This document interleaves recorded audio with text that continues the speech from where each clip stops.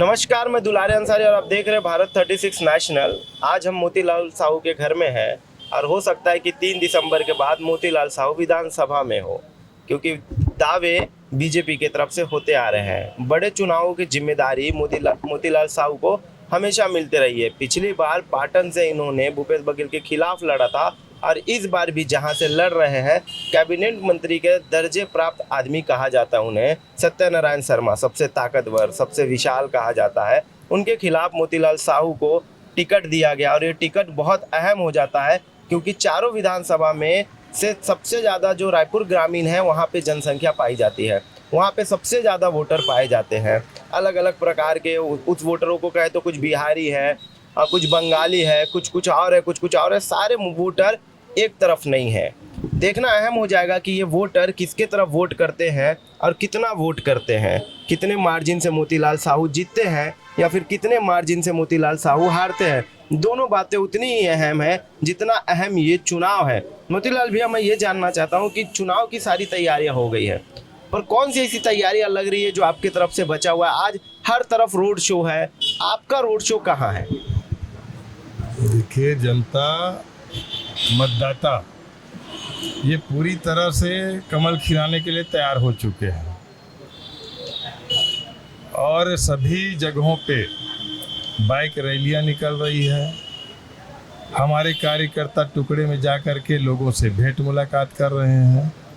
कोई कसर न रह जाए इसके लिए कमर कस के हमारे कार्यकर्ता एकजुट होकर के लग चुके हैं।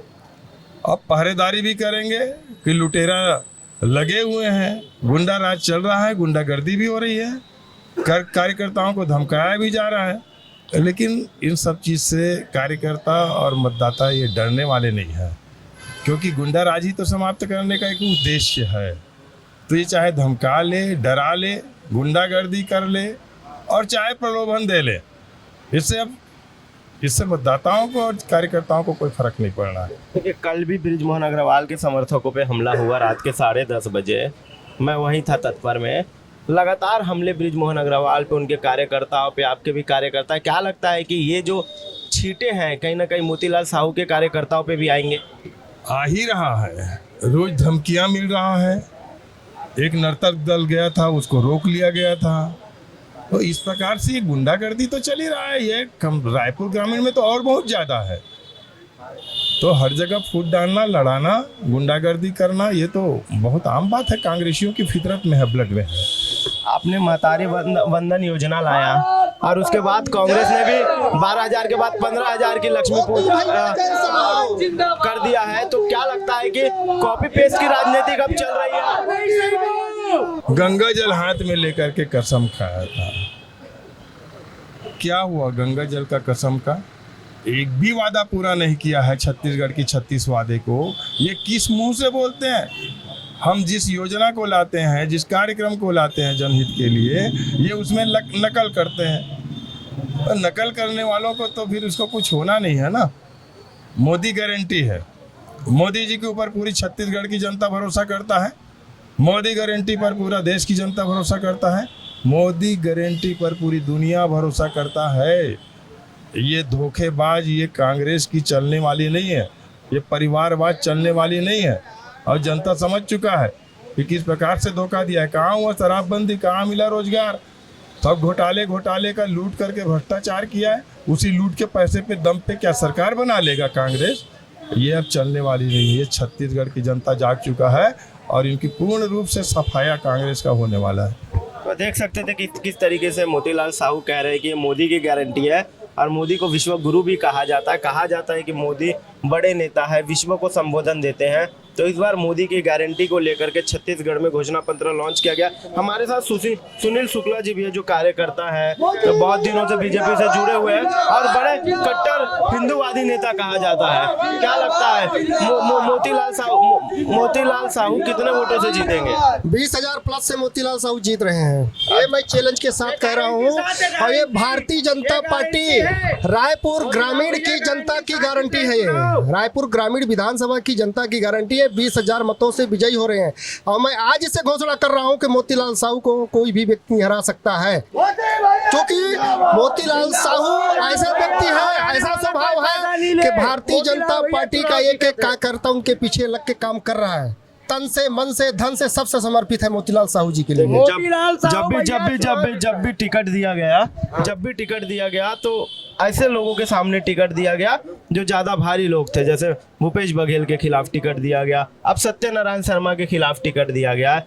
देखिए इस बार भी जो लड़ाई है वो सबसे ज्यादा अहम लड़ाई है दो विधानसभाओं की, एक ग्रामीण की और एक पश्चिम की। भैया हम नरवा घुरवाल पाटना है, नरवा घुरवाल पाटना है, हमला नरवा घुरवा नहीं बनाना है, नरवा घुरवाल पाटना है, हमला जनता के विकास कराना है।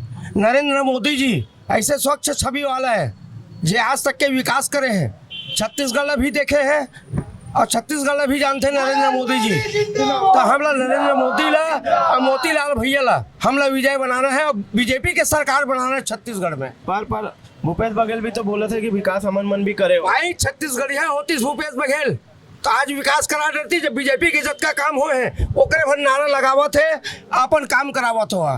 दारू घोटाला नहीं होतीच, 200 करोड़ रोज दारू घोटाला नहीं होतीस, दारू घोटाला कराइस एजाज जेबर के भाई, दारू घोटाला करीस भाई, चावल घोटाला करीस भूपेश बघेल करावत है। ये चीज नहीं होना चाहिए। अब बीजेपी सरकार नहीं कराए दारू घोटाला ना का लगते कि ये बार जनता जवाब दी कांग्रेस ला? बीजेपी सरकार बन चुके हैं, हम गारंटी देवथन 53 सीट से बीजेपी सरकार बना चुके हैं, ये गारंटी है। मोतीलाल भैया कृषि मंत्री बन चुके हैं, मोतीलाल भैया बड़ा बात करे, मोतीलाल भैया कृषि मंत्री बन चुका है, गारंटी है, लिखा पढ़ी हमारे से स्टाम्प में लिखवा लो आप, कृषि मंत्री बन चुका है बीजेपी सरकार में।